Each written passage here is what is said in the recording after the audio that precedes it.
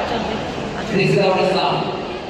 এখানে আমাদের প্রবলেম করা আছে কি বলেন আমাদের যে ধর্ম জ্ঞানের কথা বলে আমাদের যে ধর্ম মানবতার কথা বলে আমাদের যে ধর্ম এমন বিধান দেয় যেটা মানতে পালন করতে আমাদের কষ্ট হয় বরং আমাদের সুবিধা অসুবিধা বিবেচনায় সে কষ্ট নিয়ে সে ইসলাম নিয়ে আমাদের প্রবলেম করা উচিত কি আবার শুনি নাই